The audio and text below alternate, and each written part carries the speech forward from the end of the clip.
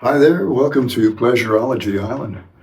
I'm Freethought Steve, your Pleasureology mentor, and I'm here to offer you some counter-Christian education, some education in realism. I think for anybody who's been through the trauma of a Christian upbringing and is trying to outgrow it now and become a realist instead, it's just emotionally therapeutic and helpful to hang out with someone like me who's got a pretty thoroughly non-Christian mind. And just, you've been listening to people with Christian infected minds, delusion, drenched minds your entire life. Now try and listen to somebody with a realistic attitude who refuses to believe in any delusions.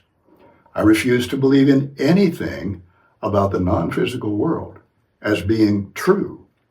See, there's a difference between just believing that something's possible and believing that it's actually true.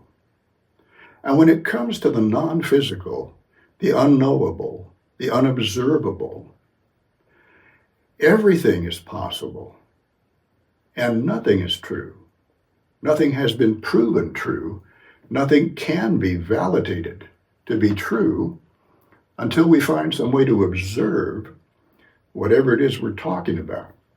And so religion is basically the systematic decision to believe that the imaginary is actually true, when in fact, the only thing we should believe about the imaginary is that we don't know anything about it. That's the only thing we know for sure that's really true about the imaginary, is that we don't know anything that's true and actual about the imaginary.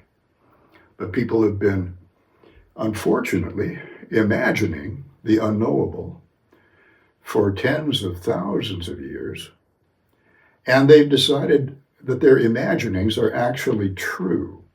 And that's what I mean about being delusional. When you believe that the imaginary is actually true, you're operating under a delusion, because the imaginary is unknowable. And to believe that you know something about the unknowable is a delusion. It's a deliberate self-delusion.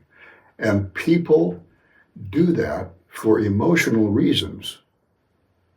They delude themselves into believing that they know about the unknowable so they can feel safer emotionally. And they're willing to make that trade-off. They're willing to live in a delusional worldview so they can get the emotional payoff of feeling safe. Now,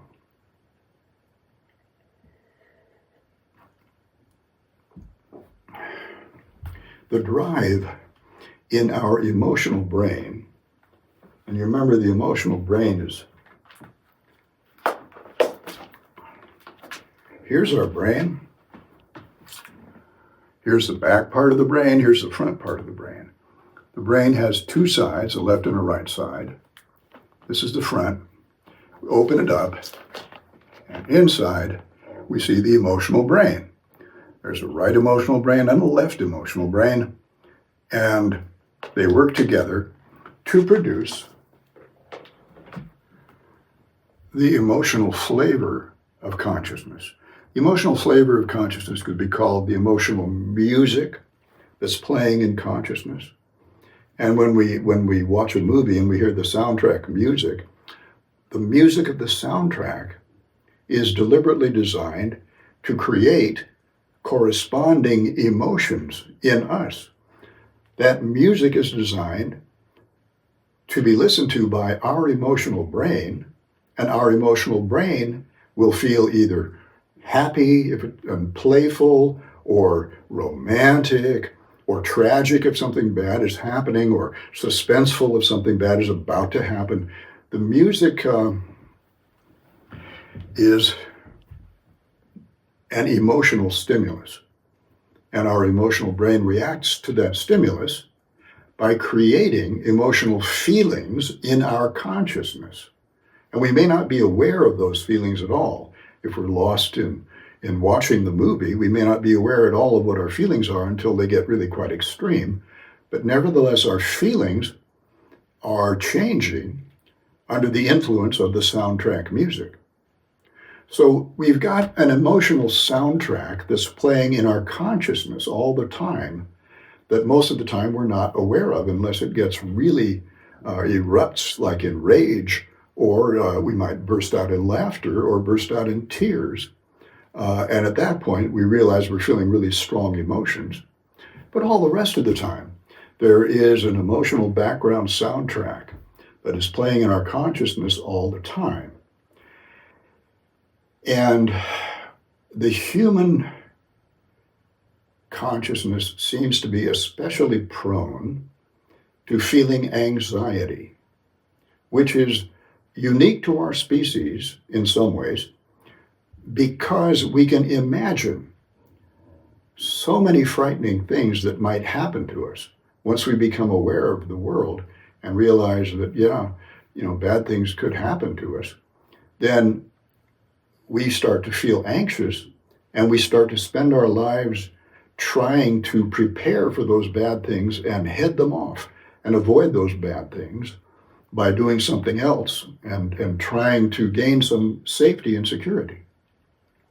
Now, if you watch wildlife documentaries, like nature documentaries, and you see monkeys out in the wild, and you see orangutans, for instance, the thing that I notice the most about seeing a close-up of a monkey's face or an orangutan's face is that almost all the time, they seem to be unnaturally calm. They're just looking around at whatever's going on.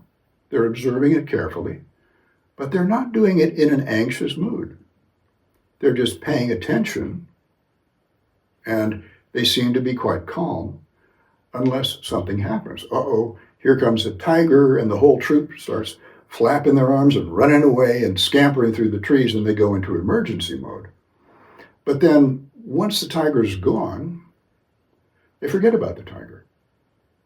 Tiger's not here, not going to worry about tiger. Not going to worry about tiger unless tiger's actually here. I'm going to worry about just looking for some leaves to eat, and they have this real calm look in their eyes. That's just such a contrast to human beings. We all are worked up in a state of anxiety and urgency, almost all of us, almost all of the time.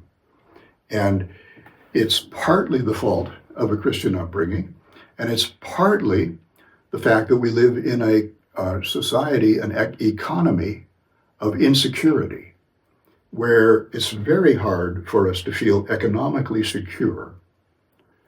And we may or may not have a job. We could lose our job. We could lose our money. All kinds of things could happen within a so-called free market economy. And a free market economy is where the markets are free and all the people are slaves to the markets. We're all working and serving the production facilities that allow these free markets to operate. But we don't have that much actual freedom in our own life, because we would feel so much freer if we had basic economic security. If we knew we were never going to lose the place we're living in, and we were always going to have food to eat and some spending money and internet and the other basics of life.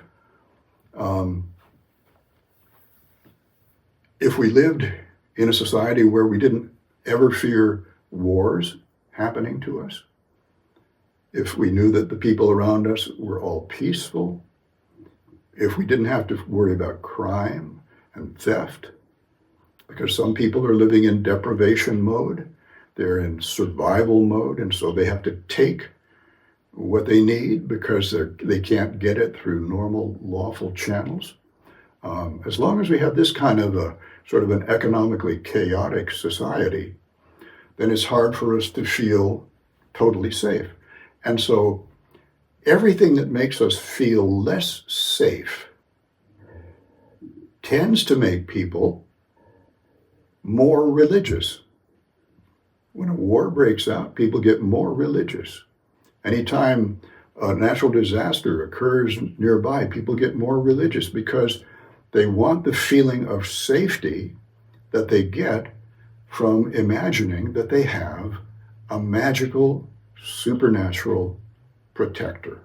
That's what God is. God is a supernatural magic protector who we hope will take care of us as long as we pray to God and ask Him to take care of us. This is like having an imaginary parent who's always going to be taking care of us, like when we were a child being rocked in somebody's arms and being held close to them and cuddled. And so that's what the human emotional brain is craving, is the same kind of feeling of safety that we had when we were young, when we didn't know that the world was full of possible hazards. And so we weren't afraid of the world, and we were being held by someone who loved us and took care of us, hopefully. If we didn't get much of that nurturing affection, then that will have had a permanent negative effect on our emotional brain. And it will make us both seeking affection, looking for affection drastically, but also being suspicious of people. And if we start to love them and then they move away from us for some reason and we feel they don't love us anymore, then we're very, very angry at them, just the way that we're subconsciously angry at our parents for not giving us the nurturing love and affection that we needed when we were children. So you have to think for yourself and decide how much nurturing affection you got from your parents and family as you were growing up, particularly in your early years, the first few years of life. Then that helps us be more relaxed. Relaxation is the feeling of being completely safe and not having to worry about anything. And religion is the way that is the easiest way for people to get that feeling, because they don't have to ask anybody else for it. They only have to ask their own imagination for it. And if they can imagine God or Jesus or Mary or anybody loving them sufficiently, if they can imagine that vividly enough, and if they can believe that that's true, then their emotional brain will believe it too, and they will actually feel safe. And so that's the hold that religion has on people, the emotional hold that religion has. And so they are willing to deliberately believe a delusion that is not provable, but they're willing to believe it because everybody around them, they join a community where everybody around them believes that same delusion. And that makes them all feel safe. So they are reinforcing each other's feelings of safety, not only in this world, but after they die. They are scared of death, as all human beings tend to be. Other animals are not so scared of dying. They don't know they're going to die. They may have seen other animals die around them, and certainly they have the urge to run away anytime something is threatening their life. They have the urge to run away, but they don't sit around thinking, one of these days I'm going to die, and what's going to happen to me then? And that's a thought that is frightening for humans. A lot of human anxiety comes from our imagination. Most of our anxiety comes from our imagination, imagining bad things that could happen to us, either in this life or when we die. And religion, part of the religious delusion is that if you believe in the delusion strongly enough and sincerely enough, then you're not going to die. You're going to go on living, and you're going to be happy forever. And you're going to be in heaven with a family of people that love you forever. So it's like returning to childhood in heaven forever. And that's a very seductive way to think of death. That's a very reassuring and comforting way to convert the fear of death into not being afraid of dying, particularly as long as dying is still far away somewhere. And I just can imagine that when I die, I'm going to go on living in heaven, so I can feel safe both in this life because God and Jesus and the saints and Mary are protecting us now, protecting me now in this life because I believe so strongly in them.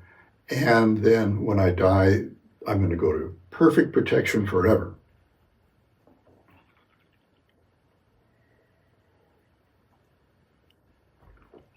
So it's hard for realism to compete emotionally with these seductive emotional rewards of delusionism. Believing in the delusion makes you happy immediately, right now.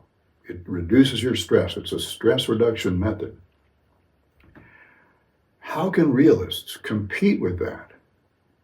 If we've decided that we don't want to submit to the delusion anymore, because the delusion is telling us how to run our lives, and we don't like the way the delusion is telling us how to run our lives. It doesn't want us to have sex until we get married. It doesn't want us to have sex with somebody of our own gender instead of the opposite gender. Doesn't want us to do drugs and enjoy the psychedelics. Doesn't want us to use contraception. Doesn't want us to have an abortion if we need to terminate a pregnancy. All kinds of irrational things. Doesn't want to let us even die voluntarily. Our life should belong to us, and we should be able to choose when we want to die, how we want to die, and as painlessly as possible. We should be able to leave existence painlessly. And medicine can do that by giving us an anesthetic and then maybe giving us some morphine or something else. But once we've lost consciousness and our body dies, it can be a completely painless process. And since we're all going to die, it should be our choice to die painlessly, not have to wait for some accident or some illness to kill us. We should decide, I've lived long enough, I've had a good time, I've done all the things I want to do, and now I'm ready to die. I'm ready to leave this life behind. But what happens when we leave this life behind? See, Christians won't let us leave this life behind. They say, no, your life belongs to God, it doesn't belong to you. And of course, that's one of the big differences between delusionism and realism. Realism says, no, my life does belong to me, my body belongs to me, my consciousness belongs to me, it doesn't belong to anybody else. And the Christians are saying, no, everything belongs to God. So you have to let God decide how you're going to die. You can't decide that for yourself because your life doesn't belong to you. God gave you your life, and so your life belongs to God. God didn't give us our life.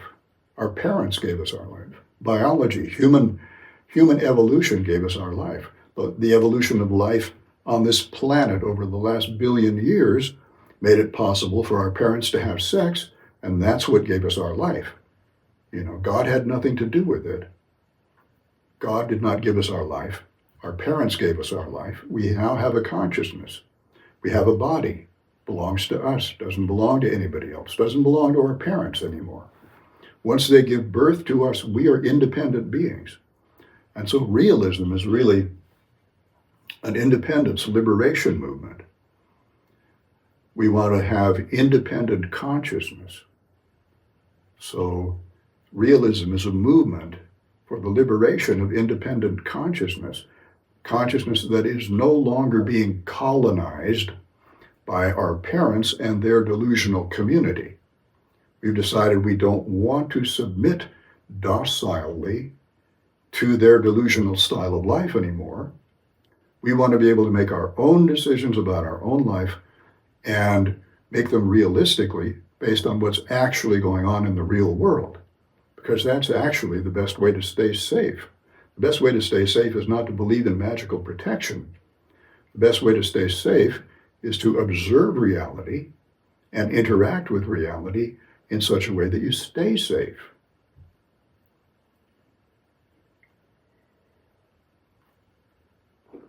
If there's some kind of danger out there, you stay as far away from it as you possibly can.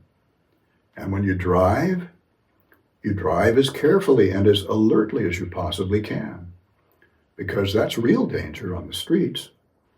And it's much safer to rely on your own powers of observation and paying attention than it is to rely on some saint dangling from your rear view mirror by a chain, cross and stuff.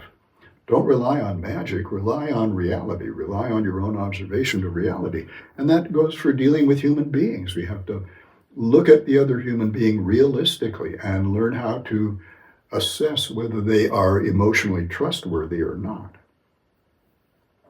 But how can realism compete with the idea of going to heaven?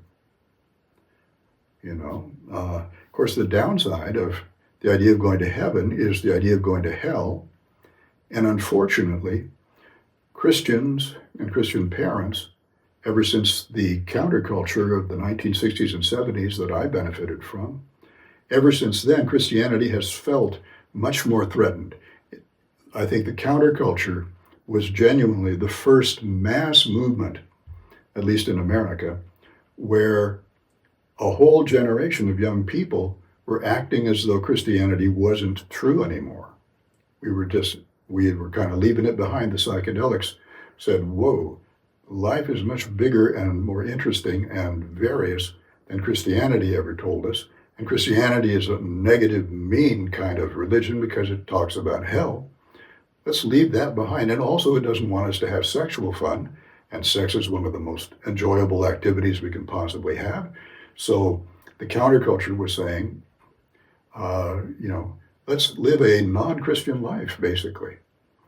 And so in response, Christianity, once it pulled itself together in the beginning of the 1980s in the Reagan era with Jerry Falwell and the whole right-wing Christian fundamentalist movement, that then eventually gave birth also to the purity culture, the sexual purity culture, that became a much meaner version of Christianity than it had been before. There was a time when, Christian liberalism was coming along and it was being, more or less humanistic, but then fundamentalism has taken over again, particularly ever since the counterculture rose up and posed a real challenge, a cultural challenge to Christianity, saying, no, Christianity, you have no right to automatically assume that you are the dominant worldview in this culture and the only acceptable worldview in this culture. That's what the counterculture was effectively saying, just by simply ignoring Christianity, acting like Christianity didn't exist, and living our lives to enjoy our lives here and now in the world. That's what the counterculture was all about. And Christianity felt threatened. So I think Christianity has doubled down on hell, has made hell a much more important part of Christian propaganda than it had been before. My father never talked about hell hardly at all. He said, well, hell is just dying and not being able to be in the presence of God. Okay, he didn't ever talk about eternal torture and stuff like that. So I did not have a lot of hell fear as I grew up. My resistance to Christianity was more that it made me feel like a bad person because of my sexuality. Because I was masturbating, Christianity made me feel sinful. And so I was resentful because I didn't want to feel sinful. I wanted to feel like a good boy. I'd always been a good boy my entire life. I wanted to go on being a good boy. But my body wanted to be having sex. My body wanted to be having orgasms. And so I was having an internal war. And the way I ended the war at first was by rejecting Christianity. Later on, I completed winning that war within myself about sexuality by studying the works of Wilhelm Reich, the first sex-positive psychologist, R-E-I-C-H, Wilhelm Reich, and then learning how to have really super euphoric sex, learning how to relax away my chronic anxiety and tension and have super euphoric sex and with cosmic orgasms, full brain, full body orgasms. And that completed my movement away from Christianity. And I felt perfectly okay with God after that. I felt if there is a God, we don't know anything about it, but so I can visualize God any way that I want. I can visualize God as a sex positive God, a God who is a psychedelics positive God, who just wants us all to enjoy our consciousness and our bodies as much as we can while we're alive. That would seem to me to be the rational thing, the rational attitude that a creator would have toward the beings that it has created, if such a creator existed. So I started, visualizing a sex positive God. And I've lately found a picture of God that was fortunately on the internet. And I think you'll see that she's quite a bit different than we expected God to be, but that's because we didn't know anything about God. And I think if we visualize this God, I don't think this is the kind of God who would send anybody to hell. In fact, she's like sort of a grandmotherly type, so she doesn't look like she'd be interested in sex. But in fact, the woman who this actually is, Mary Kawina Pukui, from the big island of Hawaii, had the Polynesian sex positive cultural tradition in her family, and she wrote books about it and describing particularly the sex positive attitude that the Polynesians had toward children and teenagers who were allowed to explore their sexuality without the interference of adults. And so now I feel comfortable. If I don't know if there's God or not, okay? I have no reason to believe there is, but can't prove that there isn't a God. But if there is a God, I'm going to visualize that God more like Mary Kawina Pukui, or like the Indian god and goddess Shiva, and Shiva's Shakti, or wife, is Parvati, who used to make love for 1,000 years at a time because Shiva was master of super euphoric sex, the very kind of sex that I'm going to teach you how to have. So once I decided that I can visualize God that way, I can visualize God as a God who approves of everything that I do, as long as it is creating happiness for myself or for someone else, or for myself and someone else.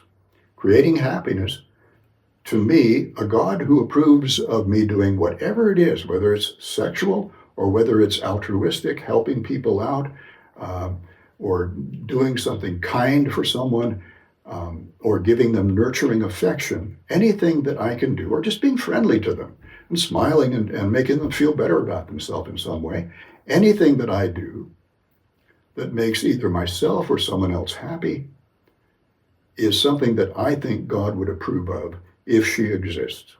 If God exists, I believe she's on our side, the side of pleasure science, the side of intelligent pleasure science, where we don't just run around stupidly seeking pleasure and not caring about the consequences, but we intelligently choose our pleasures so that they are not only as pleasurable as they can possibly be for ourselves, but they are also safe and have no bad after effects, so that they are pure happiness rather than happiness plus unhappiness. Okay, I believe that God, if God exists, I believe that she or they approve of us creating happiness in consciousness, states of consciousness. This is a very important concept here. States of consciousness are the only things in the universe that have intrinsic value, good or bad. States of consciousness can be either happy or unhappy, either good or bad, and they are the only things in the universe, without exception, that have intrinsic value, that are valuable in and of themselves. Everything else that we think we want and that we enjoy has value only if it contributes to us actually having a happier state of consciousness, a state of consciousness where the emotional music that is being played is beautiful music and good music and enjoyable, pleasurable music, euphoric music. States of consciousness are the only things that in the end truly matter. Survival matters only because if we don't survive, we can't have enjoyable states of consciousness. Being in love is a wonderful thing, but it's a wonderful thing because it gives us beautiful states of consciousness, euphoric states of consciousness. Money and fast cars and a beautiful house and wonderful music is beautiful. It's wonderful because it gives us a euphoric state of consciousness. But in and of itself, beautiful music has no value. If it were playing and there were no one to hear it, it would have no value at all. If there were no consciousness to be made happy by that music, the music would have no value. The music is only a means to the end, and the end is creating euphoric states of consciousness. And to me, that's what life is about. That's why I've devoted my life to pleasure science, because pleasure science is the science of learning how to have more euphoric states of consciousness. And that's the only thing that ultimately matters in life. Everything else matters only because it permits us to have euphoric states of consciousness.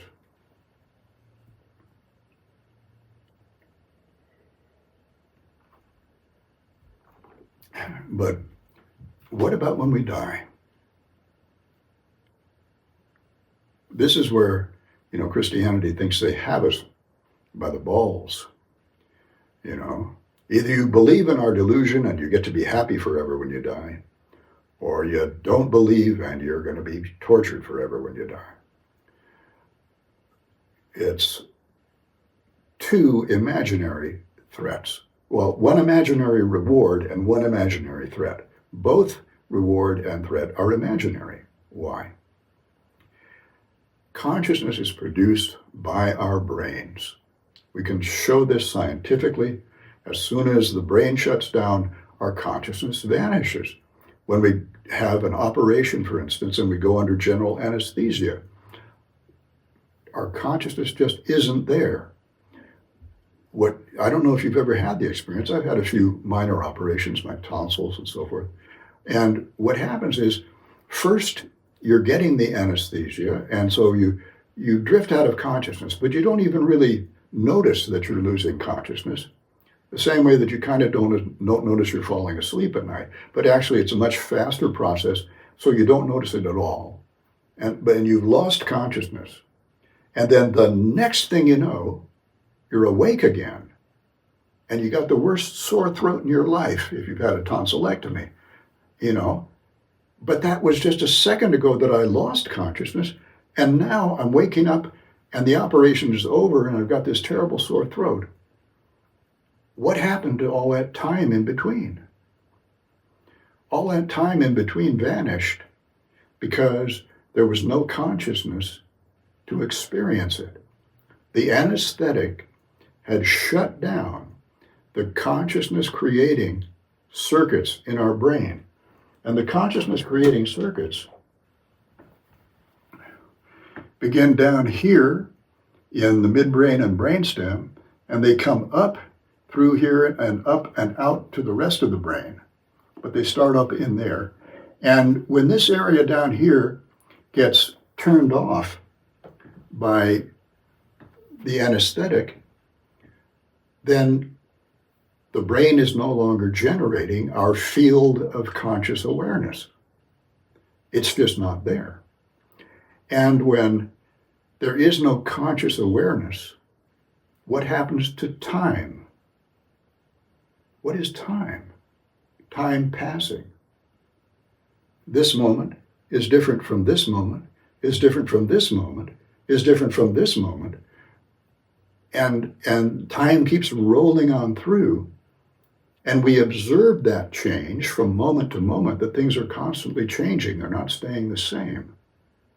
But what is doing that observing of time passing? What is observing time passing? Our consciousness is observing it.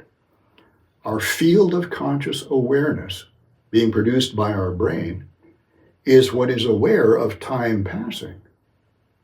And so when our brain is under an anesthetic and it's not producing our field of consciousness, there's no part of us. We don't exist. We temporarily don't exist because we are our field of consciousness. That's what we are.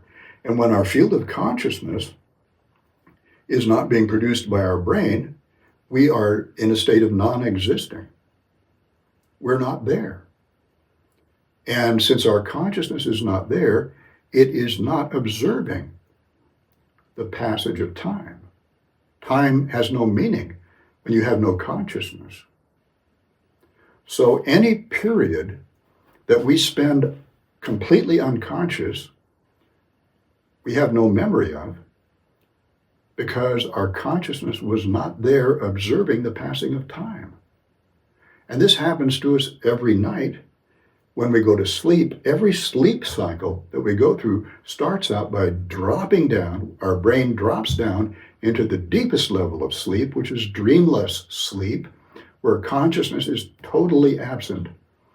And there's no time going by, and there's no consciousness to observe or remember anything. And then after a period of time, maybe 30 minutes or so, we start dreaming.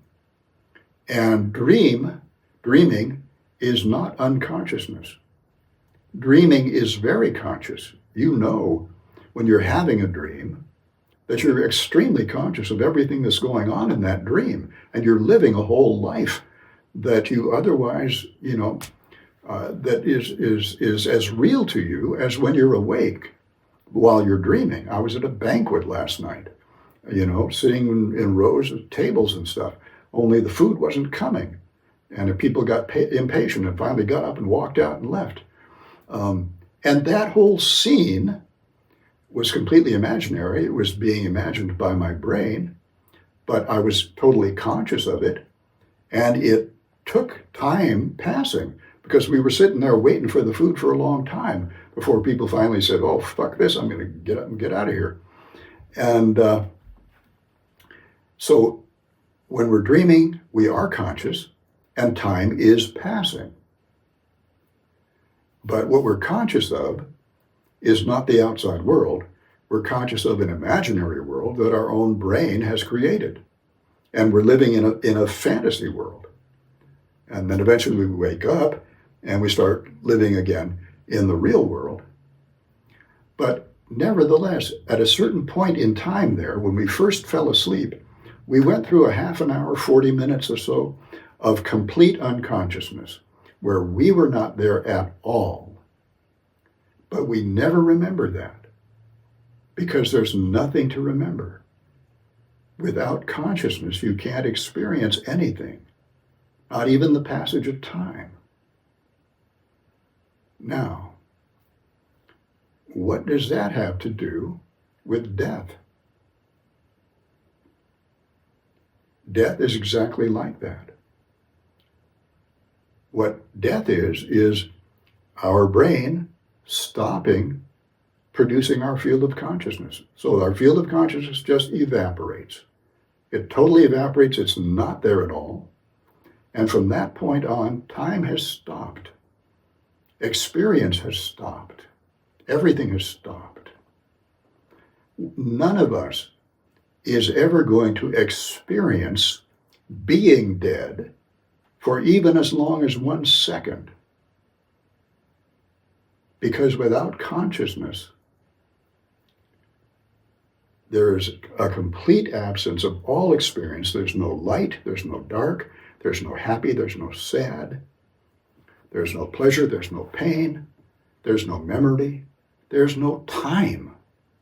Death has no duration in time, and none of us can ever be dead because we simply cease existing before we die. We cease existing at the exact moment that our brain shuts down our consciousness circuits, And at that point, we're not there anymore. We don't remember that we ever lived. We don't realize that we're no longer alive because we're not having the experience of not being alive. We're not having any experience at all. And that state of affairs lasts for no time at all. None of us can spend even as much as 1 second being dead. To be means to exist. And to exist means to have a conscious field of awareness. And that's exactly what we don't have when our brain shuts down. We evaporate. We are our consciousness, and our consciousness evaporates, we evaporate. So there's no hell to worry about. There's no heaven to hope for. And this is going to happen to every one of us. We're not going to remember ever having lived. We're not going to regret that we're not alive anymore because we won't know we're not alive. We won't be there to know anything. The only thing we're ever going to experience, the only thing we're ever going to know is being alive. And while we're alive, we're either going to be happy or sad or indifferent or bored or whatever. But we're only going to feel those things while we're alive. And when life ends, we forget that we ever lived. We forget everything we've ever done. So don't worry about crossing off all the things on your bucket list. Once you're dead, you won't remember that you had a bucket list, much less how many items on it you got to cross off. Don't worry about becoming the richest person in the world, because as soon as you're dead, you're going to forget whether you were rich or poor. You're going to forget whether you were happy or sad. The only time that it matters to whether we're happy or sad, rich or poor, in love or not in love, lonely or with friends, the only time it matters is now, while we're alive. It matters while we're alive, and it matters very much. And that's why we should do our best as realists to make life realistically happy for us. And next time, I'm going to tell you about a way that's very, very simple that we can all use to give ourselves and each other the nurturing affection and the feeling of safety of being nurtured by other people, which is what Christians and other religious people find in their imaginary relationships with God, Jesus, Krishna, whoever it might be. Okay, any imaginary relationship that they have, we can do better in reality. And all we have to do is have the courage to do it. And it's not really a frightening thing to do at all, because it's the most wonderful thing in the world. So I'll tell you about that next time. Remember, if you go to the video description box below this video on YouTube and click on the link there, you will get a Google Documents page. You can go file print and print out a detailed summary of today's talk. Thanks very much for listening, and I'll talk to you again next time.